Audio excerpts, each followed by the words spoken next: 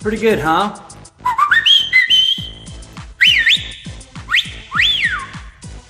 Just a quick demonstration.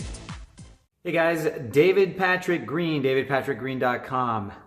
I am here today to teach you an incredibly useful skill that I am asked about all the time because I'm really good at it. And I'm not talking about acting, I'm not talking about speaking French, I'm not talking about having red hair. I am talking about the no-fingered whistle. That is, whistling very loudly without the use of any hands.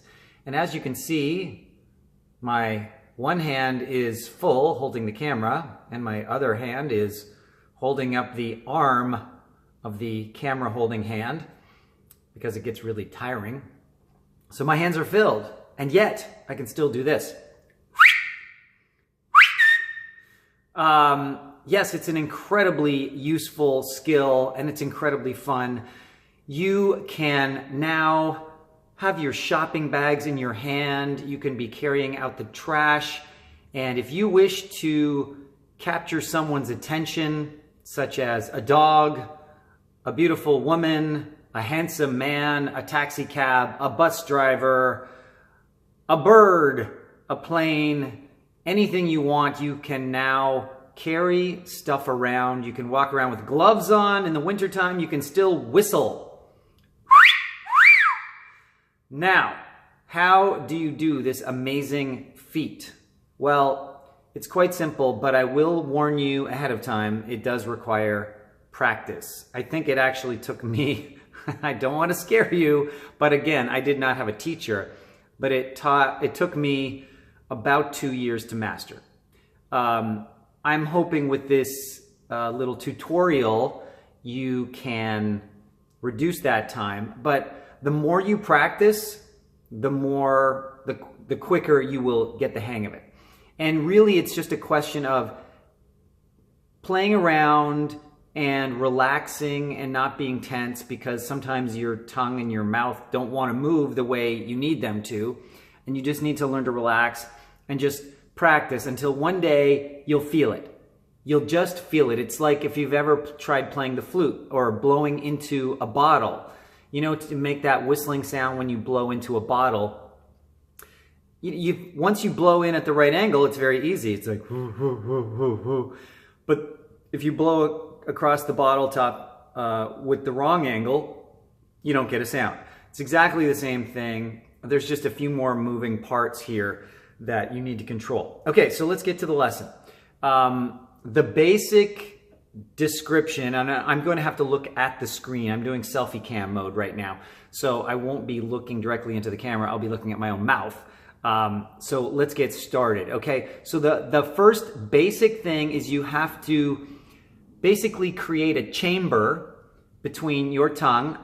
Hope I don't have any breakfast on it. I've been eating flaming hot Doritos, the Blaze flavor actually, which I'm addicted to any kind of spicy snack. Irrelevant, but nonetheless. Okay, so you create a chamber between your tongue and the roof of your mouth by sealing off your teeth, okay? Like that. And then you need to leave a small gap in the front. Now, at first, some of you are gonna go, I can't move my tongue that way. And while it may seem like you can't consciously move your tongue that way, unconsciously you can do it. You do have the same muscles in your tongue that I do. You may not be able to do tongue twisters like, you know, stuff like that. I can't do the clover thing, but whatever. But yeah, so basically,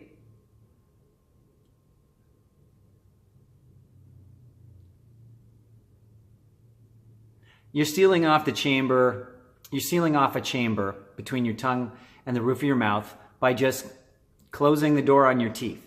Now, if you've got big gaps in your teeth, it may affect it, but for the most part, if you have relatively normal teeth, your tongue can fill in all the gaps.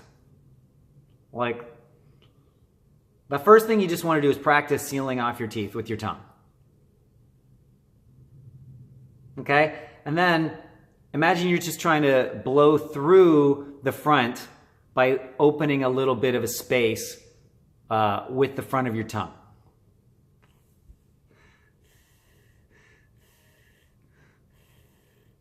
That's kind of it, relatively speaking. Okay, so practice that a little. And that's the thing, is people want to get to the results too quickly. But if you just practice that one thing over and over, like do it 10 times so you can actually get the airflow going, you'll get the hang of that part of it, and then you can move on to the next part. Okay, so it's...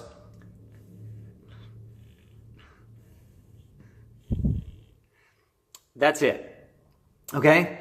The next thing you have to do is basically hook your bottom lip over your bottom teeth and protrude your jaw forward so it's kind of tight.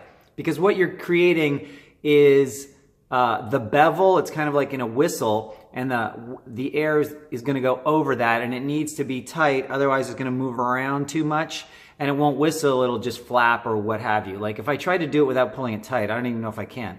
It'll be like...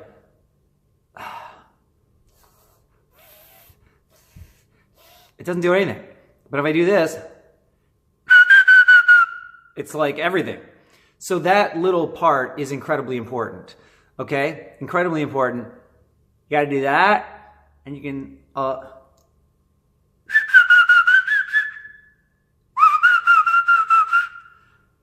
Okay? So you can kind of like... You'll see. There's my teeth, and then I'm gonna hook it over. And you can see my teeth are here now, okay? And again, I don't think it matters if you've got tiny thin lips or gigantic huge lips. The basic premise is the same. It's just, you know, the exact angles of everything are going to be a little bit different. But basically you're creating a whistle with your mouth. And if you've ever seen one of those referee whistles, it's got a chamber, like a circular part, and then this pathway, and that's kind of what we're doing. The chamber is in your mouth up here, and then you're creating a pathway here. So the air has a little bit of distance to travel, and it's like the difference of the air that's coming straight from your throat and out, and then the air that's also spinning inside this chamber, and they're coming out at different speeds. And I believe that's what creates the whistle. And I don't really want to, you know, bank on that. But I believe that's what creates the whistle. It's the air spinning and then coming out. It's, you know, there's something about the vortex thing, the vortices. It's the same thing when you're blowing across a bottle top, right? It's the air goes down. It goes down into the bottle and then out, as well as the air, part of the air that's just going across the top. And those two air flows combine over the edge of the bottle is what's creating some vibration, which is basically the whistle. Okay, so that's the second part. And again, I apologize if there's any food in my mouth. I don't know. I've been eating flaming hot Cheetos. And then together, it's just like this, okay? The bevel, or the chamber. I do have nice teeth, don't I? And then the path, the bevel.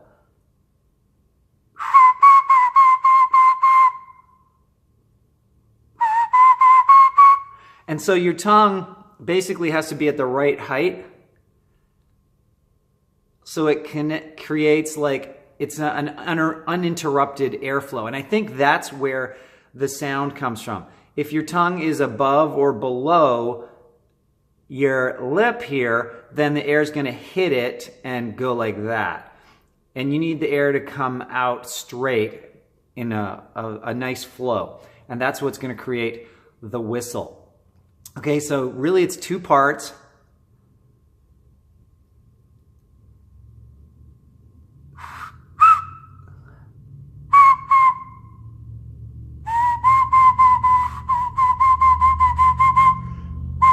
And as you can see, this part of my mouth is open because all of the whistling is going on inside, up there. Okay, so it's really just about your tongue and your lip. Now you can do it with both lips. You've probably seen people do this. For me, it's hard. I don't have a lot of lip to get over my top row of teeth. It's just hard for me. I can do that okay, but I can do it. It just doesn't feel as good, and I'm not as versatile or as powerful with it. Like with just my bottom lip, I can whistle the shit out of it. Like deafening, okay? Deafening, it'll deafen your ears. I don't know how loud that sounded. I'm sure my microphone just blew out, and your headphones probably did too. So I can whistle incredibly loud, and a variety. I can do chirping sounds.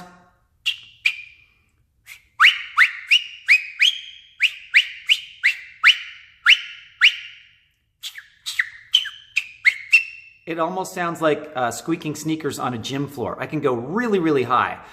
And I can go as low as this to literally the sound of sneakers squeaking on a basketball court.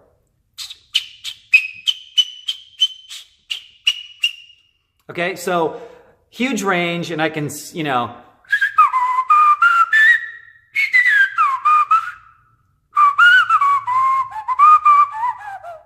I can, you know, it's pretty good. Not quite as like, but pretty good. A lot of different sounds. It's a lot of fun. I can whistle the shit out of things. I can pretty much whistle louder than almost anyone I've ever heard whistle. And I used to be able to whistle really loud with two fingers, or this way. I can do that too, but why bother? This is way more easy and more fun, and you're just at baseball games and you instantly want to celebrate something, or you want to get somebody's attention. I do this to my girlfriend all the time in the mall. If we can't see each other, you know, I'll just like, you know, I just give a little chirp. And most people don't even know that it's a whistle. They think it's like somebody's sneaker squeaking on the floor. And I'll just do that, and she'll be like, "Coming, dear," right? Because you really want your girlfriend to come when you whistle. Like, that's important, you know? And so first you got to learn the whistle, and, you know, then you have to give them some obedience training. But, you know, that's a whole different video. That'll come later. You know, rewards are good for that. Bonbons, Chanel perfume. You can leave a scent trail. Chanel, it's good. Gucci handbags, you know, leave a trail of Gucci handbags. Or, you know, my girlfriend likes Louis Vuitton. She likes those. So I'll just sort of like have several handbags that I drop behind me, and that way she knows where I am at all times. But the whistling's much easier and cheaper because those bags are like, you know, $1,500 a piece. So it's kind of a pain. So anyway, that's the basics. Let me just review 2 parts, really. Seal the teeth, create a chamber.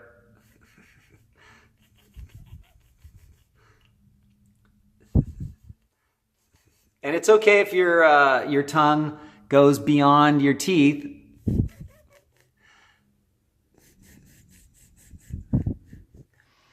And then seal the bottom here. Sorry, this is not pretty.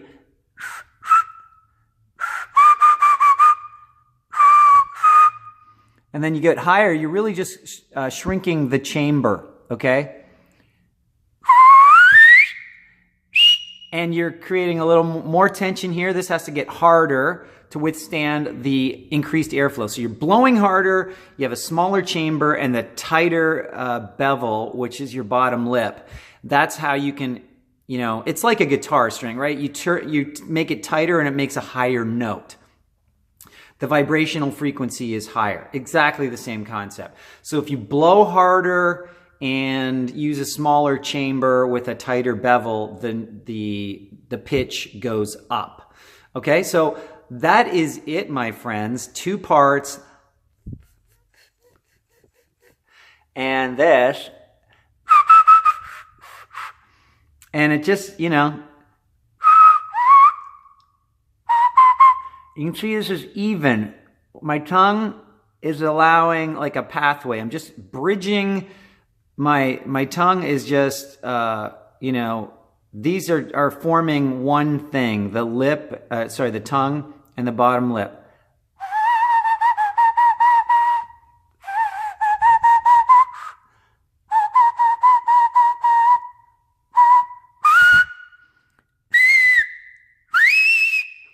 Okay, so, you know, beyond that, it's really hard to teach you much more because you can't see into my mouth, but it's really just you being able to do the thing that I'm talking about, and that requires practice.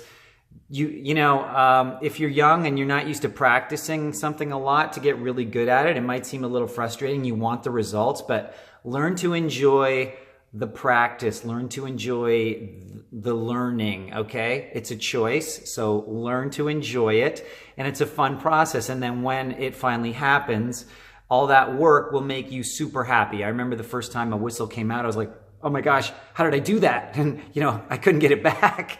And I kept practicing and practicing and practicing. But basically, every time I'm in the car, I was just practicing whistle. I was just going, and then, you know, I heard that little whistle. I was like, whoa, whoa, whoa, what happened there? What was that?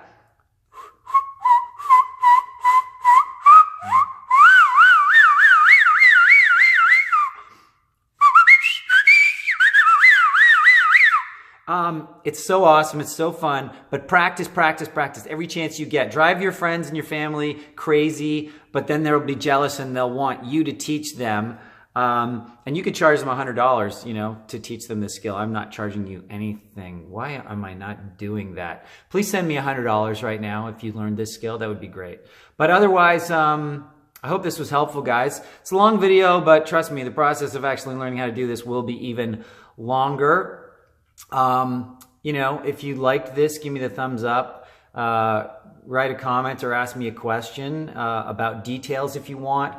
Maybe I can provide some diagrams. If you guys have any lessons that you learn, little tricks that apply to you, let your friends and, you know, fellow whistling students learn. Let's all help each other, right? Because that's what we all need to do more of, is helping each other. Okay, guys, so put a comment in the comment section below, share this, subscribe to my channel. You know, I basically focus on acting here, but I also like to share exercise tips and household tips, doing cool things, shortcuts, hacks. I'm a hacker, and you know, whistling is one of my specialties.